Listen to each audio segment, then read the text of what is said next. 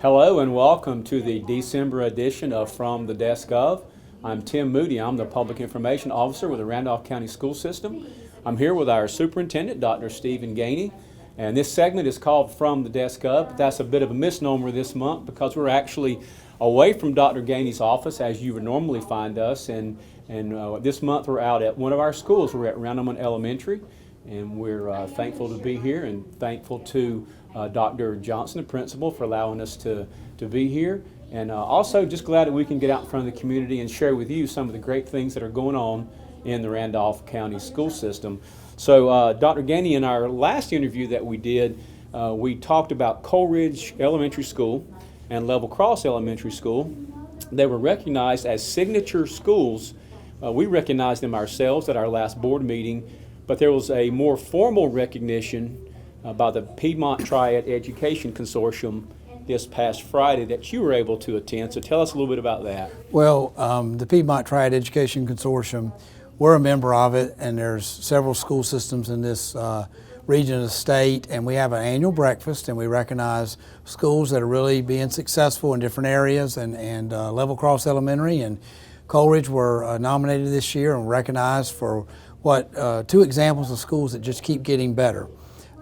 Debbie Sharon at Level Cross Elementary School, she's the principal there, and Joe Glidewell, principal at Coleridge Elementary, were there to receive the awards as well as with several of their staff members. Just a good time. It's a special award to be recognized as a signature school, and both schools were very deserving. The staffs have done a great job of what we've talked about is trying to get better from where we are, and so just I think the sky's the limit for both of those schools, and the recognition was well deserved. And I know that you got a little bit of a bonus by attending because there were two other schools of ours that actually performed at the event. Can you tell us about that? Yes, Charles Peters, Southwestern Randolph High School band director, had some of his band students there. They provided the opening music as people were coming into this breakfast, and this breakfast is, you know, it's a probably, I want to say there may be 200 people there. It was a big showcase of schools across our region. So his group was providing the music as people entered, and then Anitra Spencer, who is the chorus teacher at Archdale Trinity Middle School, her students provided a special performance in the middle of the breakfast or during the breakfast, and just great to see the kids performing, and I was pleased to see them selected as the two groups to perform, and just very proud of both teachers and their students. All right, so we have moved from the Media Center here at Randolph Elementary over into the auditorium, as you can see. So Dr. Gainey, now I want to ask you a little bit about Archdale Elementary School. The North Carolina Association for Supervision and Curriculum Development, that's a mouthful, but they have an annual Lighthouse School Award that they present. And our leadership team from our school system this year has nominated Archdale Elementary for that prestigious award. So tell us a little bit about some of the highlights for Archdale Elementary and what's going on there. Well, like the other two schools we mentioned, Coleridge Elementary and Level Cross Elementary, Archdale's another shining example of what's going right in our school system. Lisa Thompson is a veteran principal. She's in her 4th year at that school. She's continually worked to increase parent engagement in the school and increase rigor, academic rigor in the school, and a lot of collaboration among staff members. And really, Archdale Elementary School, the increase they had in performance this past year was, it may be as large an increase as I've seen in a long time. The school's composite score went up over 14 points in one school year as far as the number of students at or above grade level on the state test. So, but just a great example of a principal continuing to work on a great culture that she inherited from the previous principal, and moving that staff forward and getting them to come together, share strategies, work together with pacing of curriculum, and also trying to get parents in the building, increase that, and increase the parent involvement, which only provides more support for the students. I'm very excited about what's going on at Archdale Elementary School, and very, very proud of Lisa Thompson. I mean, she has a long history in our school system. She's been in our school system for a long time, but she is an absolute star just in line with Joe Glidewell and Debbie Sharon, which we mentioned earlier. Right. Those principals are as good as there is in elementary education in North Carolina. Right. And then just to follow up on that, we will be recognizing Archdale at our Board of Education meeting, the December meeting, which is this coming Monday evening. And then should Archdale as a nominee be selected as a lighthouse school, then they would be awarded at an event in Pinehurst in early February. So as we record this, we are in mid-December and just a few days away from holiday break. And Dr. Gainey, with that, with the time of the year, there are so many holiday events that are taking place really in all of our schools. We have a full schedule, a full calendar on the homepage of our district website that has a complete list of everything that's going on. But I know you've had a chance to attend many events around the district, so share with us some of the highlights.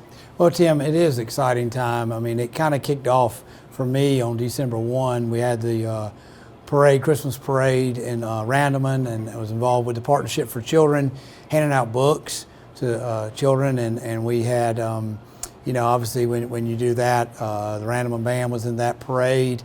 The next night, the Ashboro Parade was involved handing out books to children again. Those are some of my favorite events, is to be able to hand books to children and encourage reading throughout our community. And that's through a role I have on the Partnership for Children board in the community. But multiple bands in that parade representing schools. And then, so that was on the Ashboro Parade was on the 2nd of December. And then last week, we really kind of kicked in full gear. Thursday night, I went over to Providence Grove and saw a great band concert, holiday band concert.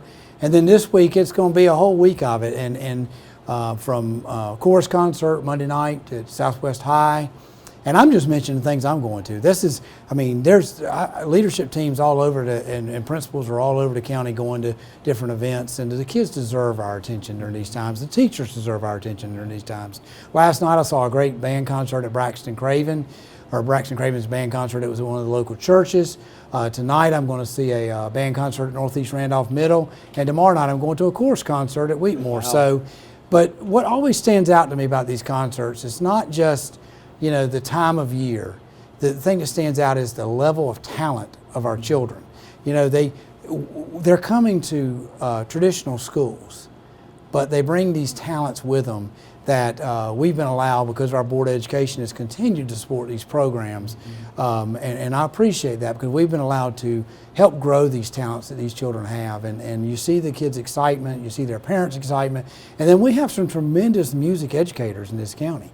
And I just, you know, I don't want them to ever doubt how much they're appreciated by our school board, by their superintendent, or by anybody, because what they do for kids, that helps, that is complements the math and the science and the social studies that they work on every day, and the English or reading, you know, this and the technology courses. This is a great complement and just continues to foster the kids' excitement about school and builds their talents. But if anybody questions what the future of our country looks like, go to these concerts and see these children leading these concerts with their special skills in the music area. And you know, we have many different activities throughout the system, throughout the school year, but this time of year is when you really start seeing the concerts pop up and the parades, and it's just exciting. So Dr. Gainey, a moment ago we talked about the Board of Education meeting that's scheduled for this Monday night. Another thing that's going to be happening at this meeting is that we're going to be handing out some teacher grants, specifically the Randolph County School System's endowment teacher grants. We hand these out every December. This year we have a total of $4,670 in grant money that'll be going to 14 different classrooms. That's always exciting to see that happen, but can you sort of share with our folks what does a grant really mean to a classroom? What are some of the things that can be done with that money, and why is it so important that grants are available? Well, Tim, the grants will be used for many different projects or activities that teachers have planned in their classrooms. It's just a real example of the imagination of our teachers and how they come up with ideas of how to stretch the learning experience for students. And I'm just thankful we have these grants to give out once a year. It's always exciting. It's fun to watch the teachers come up and be recognized And they're as excited as the kids are going to be with the special activities and projects that the grants fund later. So, I just think grants, when teachers pursue grants, it's just another example of their tremendous level of skill and how to stretch the learning situation for a child and learning opportunities for a child. Just they get to come up with special activities and special projects and for their classrooms that they believe in and they know will help kids learn and better master content for their classrooms. Well, Dr. Gainey, we are 3.5 school days away from a holiday break, the longest break of the year for our students and our staff. So I know you spend a whole lot of time in the classroom and in the schools. As you wind down toward a holiday break, I would suspect that perhaps the atmosphere in the school is a little bit excited. But just tell us some of the things that you see in these last few days before our holiday break. Well, Tim, there is a lot of excitement. I mean, the children know that we're getting ready to go out on a break, and the staff know that. What we have talked about is running up to this break is one of the times that really we don't have many interruptions from the beginning of school till now. And we do know that winter weather at times has created a lot of interruptions in the months of January and February. So we have stressed the idea of not using all instructional time is maximizing as much as we possibly can, I guess would be the better term. Use it as much as possible, obviously knowing the excitement level is high with the children. You're right, I spend a lot of time in schools. I've been in school since 9 o'clock this morning, and now we're going on 2 o'clock, and that's the biggest, or my favorite part of my job, I guess you'd say. I love to see the teachers in action, the kids in action. I was actually here earlier today reading the classes, and just to seeing the kids still engaged. Yeah, they're excited. They know there's a holiday break coming, but they also seem to, in the schools, understand that it's still a school day, and they need to do their best, and I see that throughout the school system. And I hope everyone has a good time and take some time to relax and get away from school during the holiday break. But we have a lot of important stuff to do, and our teachers understand that. I've said it before, what we do impacts the future of this country. And I'm so proud of our teachers and principals because they understand that. And I don't want them to put too much pressure on themselves, but also I just appreciate that the efforts they make to try to help these children grow. And this has been this is an important time frame for us from the beginning of school till now, because other than a couple little days off and the Thanksgiving break, we pretty much go continuously from the first day till now. So staffs have taken advantage of this instructional time and looking forward to great results as we continue to go throughout the school year. But this school was a great example of what I think is going right in our school system. This is a positive place. I never come in here where it's not positive. The kids are, I never see the kids not engaged. I never see the teachers not engaged. It is a wonderful place. And so it's, I see excitement because of the holiday, but I can't tell you that I don't see the same excitement in the middle of March or middle of October in this school and all the other schools in our school system. And I think that has a lot to do with our teachers, our principals, and we can't forget our parents who do a great job of getting children to school ready to learn, and they encourage it when the children go home at night. And so we can't ever leave the parents out of this picture, because what they do for our school system is very important as well. So Dr. Gainey, as we wrap up our interview, again, this is our first time to actually get out into a school for our monthly interview. I've enjoyed this. What the audience doesn't know is that we've had several stoppages for students to pass through the hallways, but we love that. We expect that. And I guess we would be a bit remiss if we didn't say thank you again to Randleman Elementary for giving us the opportunity to be here.